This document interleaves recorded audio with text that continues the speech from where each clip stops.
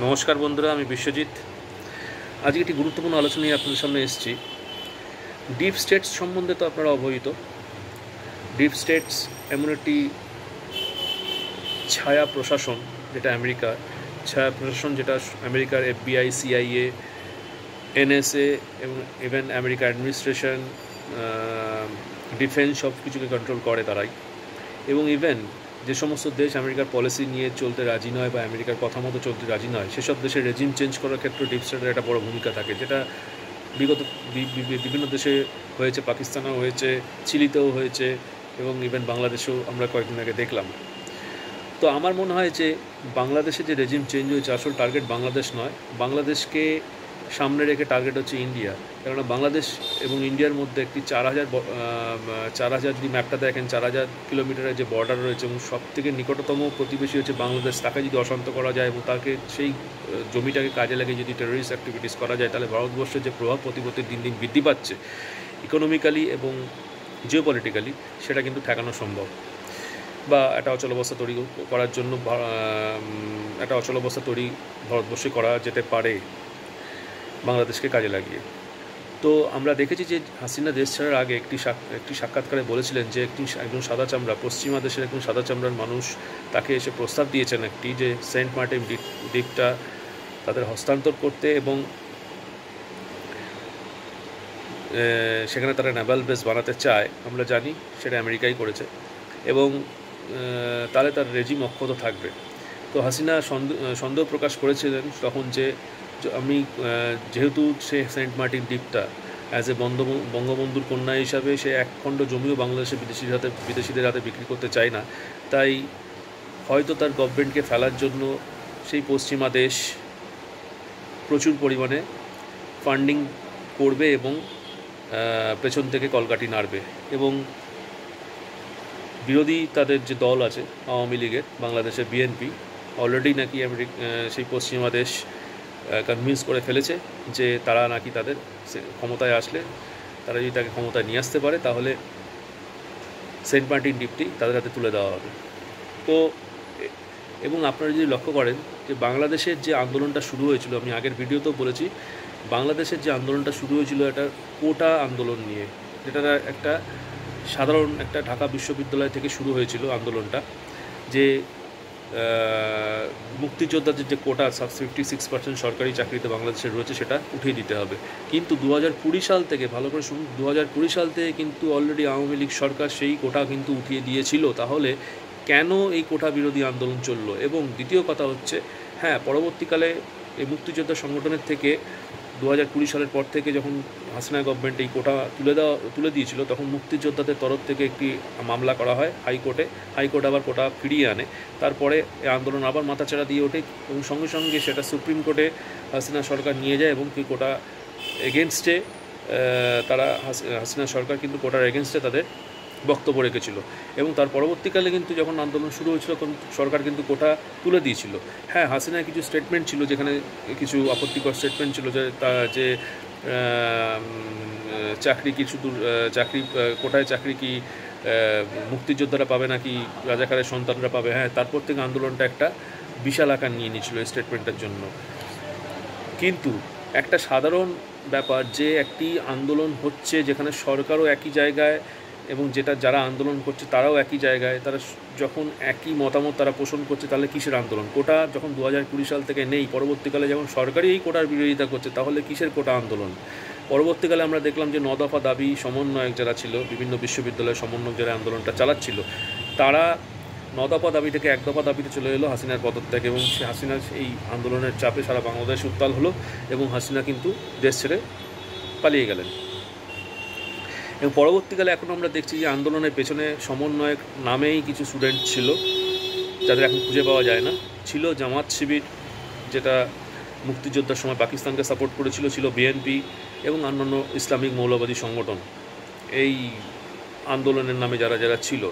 এবং তাদের প্রচুর পরিমাণে ফান্ড করা হয়েছে এবং ফান্ড কোথা থেকে এসছে সেটা বিভিন্ন সংবাদ মাধ্যম বিভিন্ন জায়গা থেকে অলরেডি উঠে আসছে। CIA এই ফান্ডটা করেছিল এবং CIA এই সমস্ত অপারেশনটা এক্সিকিউট করে।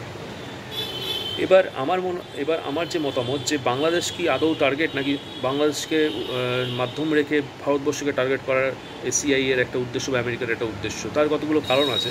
প্রথম কথা হচ্ছে, আপনি দেখুন আমেরিকার মেইন ব্যবসা হচ্ছে অস্ত্র কেনাবেচার ব্যবসা, কিন্তু ভারতবর্ষ যেভাবে স্বনির্ভর হয়ে উঠছে এবং মেক ইন ইন্ডিয়া প্রকল্পে জোর দিচ্ছে, ভারতবর্ষ কিন্তু অনেক অস্ত্র, যেমন সাবমেরিন তৈরি করেছে নিজস্ব প্রযুক্তিতে, আরও নিজস্ব প্রযুক্তিতে বিভিন্ন এয়ারক্রাফট বা বিভিন্ন অস্ত্রশস্ত্র তারা কিন্তু তৈরি করছে, এবং সেক্ষেত্রে কিন্তু আমেরিকার উপর নির্ভরতা কিন্তু কমিয়ে আনছে। এবং দ্বিতীয় কথা, কিছু কিছু অস্ত্রশস্ত্র তারা ভারতবর্ষ কিনছে, যেখান থেকে হয়তো আমেরিকা চাইছে না সেই দেশ থেকে কেনা, রাশিয়ার থেকে কিনছে, একটি এয়ার ডিফেন্স সিস্টেম কিনেছে।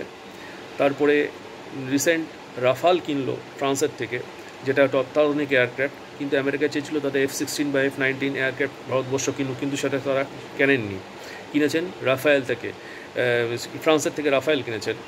দ্বিতীয় কথা, সাবমেরিন কিনলেন, যেটা স্করপিন নামের যে সাবমেরিন, অত্যাধুনিক সাবমেরিন এবং নিউক্লিয়ার সাবমেরিন, যেটা জ্বালানি শেষ হবে না, আপনি যত দূর যান যত যেতে চান গিয়ে সেখানে গিয়ে অ্যাটাক করে আসতে পারেন।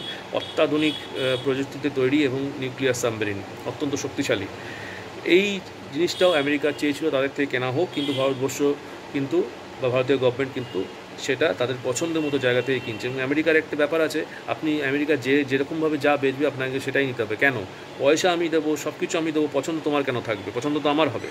আপনি একজন কাস্টমার, দোকানে যেদিন পয়সা দিয়ে জিনিসটা কিনছেন, পছন্দ তো আপনার হবে। দোকানদার সেই জিনিসটা যদি না থাকে আপনি অন্য দোকান থেকে কিনবেন, কিন্তু দোকানদারের পছন্দ আপনি কিনবেন কেন? কিনবেন তো আপনার পছন্দের। তো ভারতবর্ষ যখন এত কয়েক হাজার কোটি টাকা দিয়ে কোনো ডিফেন্স সরঞ্জাম কিনবে, সেখানে আমেরিকার কেন অত গুরুত্ব থাকবে যে আমাকে এইটাই কিনতে হবে, আমাকে এইটাই নিতে হবে? পয়সা তো আমি দিচ্ছি, আমার যেটা দরকার তুমি সেটা দাও, না দিতে পারলে আমি অন্য জায়গা থেকে নেবো, যেটা ভারতবর্ষ করছে। তা ভারতবর্ষ একটা সভারেন্টি কান্ট্রি, স্বাধীন কান্ট্রি, তোমার এত মাথা ব্যথা কিসে? ভারতবর্ষ কোথা থেকে কী কিনছে? আপনারা দেখেছেন ভারতবর্ষের যখন রাশিয়ার ইউক্রেনের যুদ্ধ যখন চলছিল, তখন কিন্তু তেল আমেরিকা বারবার বলছিল রাশিয়া থেকে কিনবেন না, ঠিক আছে, কিন্তু ভারতবর্ষ কিন্তু রাশিয়া থেকে কিনেছেন। এবং আমাদের বিদেশমন্ত্রী জয়শঙ্করজি কিন্তু একটা দারুণ স্টেটমেন্ট দিয়েছিলেন যে ইউরোপিয়ান ইউনিয়ন, যাদের নিয়ে ন্যাটো তৈরি হয়েছে, আমেরিকা তৈরি করেছে, তারা কিন্তু গ্যাস সাপ্লাই গ্যাস সাপ্লাই যা হয় সেটা কিন্তু রাশিয়া থেকে হয়। তারা কেন তাহলে ইউরোপিয়ান ইউনিয়নকে বলুক আমেরিকা সেখান থেকে গ্যাস সরবরাহ বন্ধ করুক, নিজেরা দিক তাহলে ইউরোপিয়ান ইউনিয়নকে গ্যাস, সেটা কেন করছেন না? ভারতবর্ষ নিলেও সেটা অসুবিধে, ভারতবর্ষের পাবলিকের যেখান থেকে সুবিধা, পাবলিককে আমি সাশ্রয় করতে পারবো, সেখান থেকে আমি নেব। এই একটা জিনিস নিয়ে কিন্তু এই প্রভাব, কিন্তু এই যে ভারতবর্ষের যে প্রভাব, সেটা কিন্তু তার শত্রু দেশ পাকিস্তানও প্রভাব ফেলেছিল। পাকিস্তানের প্রাক্তন প্রধানমন্ত্রী ইমরান খান কিন্তু বলেছিল একটি জনসভায় যে জয়শঙ্করজি কিন্তু এমন একটা স্টেটমেন্ট আমেরিকাকে দিয়েছে যেটা আমি বললাম, যে ইউরোপিয়ান ইউনিয়ন যদি তেল গ্যাস যদি রাশিয়া থেকে নিতে পারে, তাহলে ভারতবর্ষ কেন নিতে পারবে না? তাদের জনগণের স্বার্থে কম দামে কেন নিতে পারবে না? তাদের স্বাধীন তারা দেশ, তাদের নিজস্ব স্বাধীন বিদেশ নীতি রয়েছে, সেখানে আমেরিকা কে নাক গলাবার? এটা হচ্ছে একটা পাকিস্তানের প্রধানমন্ত্রী ইমরান খান কিন্তু এটা বলেছিলেন যে এটা হচ্ছে একটা স্বাধীন দেশের বিদেশ নীতি, এটাই হচ্ছে স্বাধীন দেশ। তো ভারতবর্ষের একটা প্রভাব কিন্তু চারিদিকে বিস্তার করেছে, যেটা কিন্তু আমেরিকা ভালো চোখে নিচ্ছে না।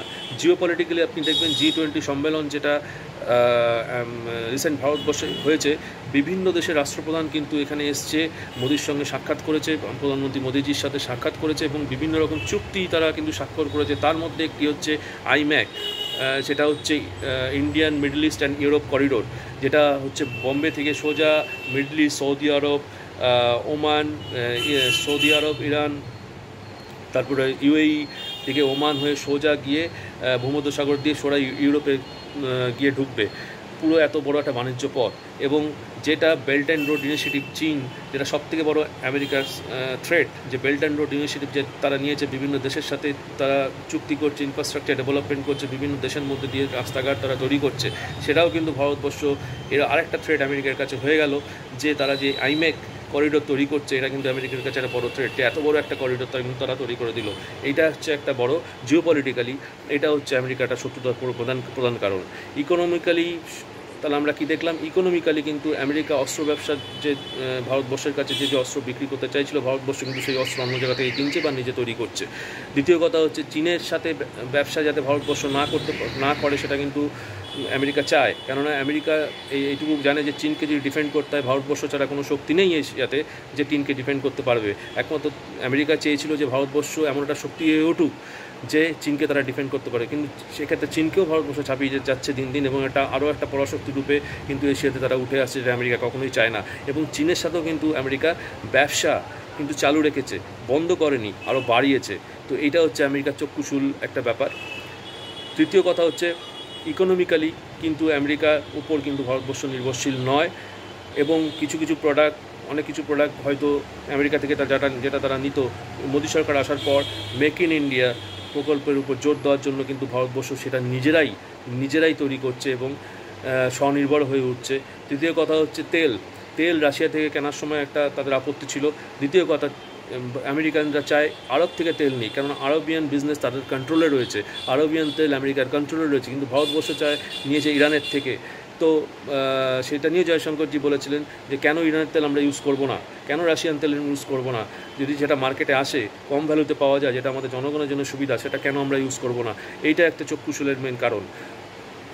মেইন ব্যাপারটা হচ্ছে যে মোদী সরকার যদি ভারতবর্ষে থাকে তাহলে আমেরিকার খবরদারি চলছে না, এবং আমেরিকা চাইছে এমন একটা পাপেট গভর্নমেন্ট, যেটা তারা বাংলাদেশে করেছে, একটা দালালকে নিয়ে এসে বসিয়েছে, যেরকমভাবে বলবে, যেটা হাসিনার সঙ্গে করতে পারছিল না তাই তারা রেজিমটা চেঞ্জ করেছে, সেরকমই একটা সরকার যেন ভারতবর্ষে আসুক এবং ভারতবর্ষের মধ্যে একটা অচলাবস্থা তৈরি করে সেই সরকারটা যাতে তাদের কথা মতো কাজ করতে পারে, তাদের পলিসির মতো চলতে পারে। সেই জন্য কিন্তু আমেরিকা বাংলাদেশকে ঢাল করে, বাংলাদেশের মাটিকে জঙ্গি হিসাবে ইউজ করে বা ভারতবর্ষের মধ্যে অচলাবস্থা তৈরি করে কিন্তু এটা করতে চাইছে। এবং একটা নেভাল বেস তারা বানাতে চাইছে সেন্ট মার্টিন দ্বীপে, যাতে ভারত মহাসাগরে ভারতবর্ষের যে পণ্য আমদানি রপ্তানি হয় বা বিভিন্ন সামরিক কার্যকলাপ, আপনারা জানেন মালাক্কা প্রণালীর কাছে নিকোবর দ্বীপপুঞ্জে কিন্তু একটি ভারতবর্ষ অলরেডি নেভাল বেস তৈরি করে ফেলেছে এবং নজরদারি করার জন্য। তো এই সেন্ট মার্টিন দ্বীপে যদি আমেরিকা একটি বঙ্গোপসাগরে যদি একটি নেভাল বেস তৈরি করতে চাইলে ভারতবর্ষের কার্যকলাপ, সামরিক কার্যকলাপ বা ব্যবসায়িক কার্যকলাপের উপরে, অ্যাক্টিভিটিসের উপরে তারা কিন্তু নজরদারি করতে পারবে, এবং কোনোরকমভাবে যদি কোনো ব্লকেজের দরকার হয় তারা কিন্তু করতে পারবে, যাতে ভারতবর্ষের ইকোনমিক ব্রেকডাউন হয়। এবং এইটি কিন্তু তাদের মেন উদ্দেশ্য, এবং বাংলাদেশকে কাজে লাগানোর এটা হচ্ছে মেন উদ্দেশ্য তাদের। তো আপনারা বুঝতে পারলেন যে কেন বাংলাদেশের রেজিমটা চেঞ্জ করা হলো, যাতে বাংলাদেশ মেন শত্রু না, শত্রু হচ্ছে বা হাসিনা মেন শত্রু না, শত্রু হচ্ছে ভারতবর্ষকে আটকানোর জন্য নানা রকম পলিসি এই বাংলাদেশকে কেন্দ্র করে এখন আমেরিকা নেবে। এবং আমার এটুকু মনে হয় যে অত সহজে ভারত সেই 1960 বা 1980 ভারতবর্ষ নেই। আমেরিকাকে আমি এটা বলতে চাইছি নেই, যে আপনারা যেরকম চাইবেন সেরকমভাবে সব এক্সিকিউট করবে। ভারতবর্ষ একটা পরাশক্তি, এবং আপনারা দেখেছেন 5th লার্জেস্ট ইকোনমি এবং 3 নম্বর একটা সামরিক শক্তিতে, কূটনীতিক দিক থেকে কিন্তু ভারতবর্ষের প্রভাব এখন অনেক, এবং সে 3 নম্বর উঠে এসছে জাপানকে পিছনে ফেলে। তো আগামী দিনে 2-1-এ আসতে কিন্তু ভারতবর্ষের বেশি সময় লাগবে না। আপনারা কি মনে করেন যে আমার মতামতের সাথে আপনারা একমত কিনা, বা আপনারা যদি ভিন্ন মত পোষণ করেন তাহলে অবশ্যই কমেন্টসে জানাবেন। ভালো থাকবেন, সুস্থ থাকবেন এবং সচেতন থাকবেন। নমস্কার।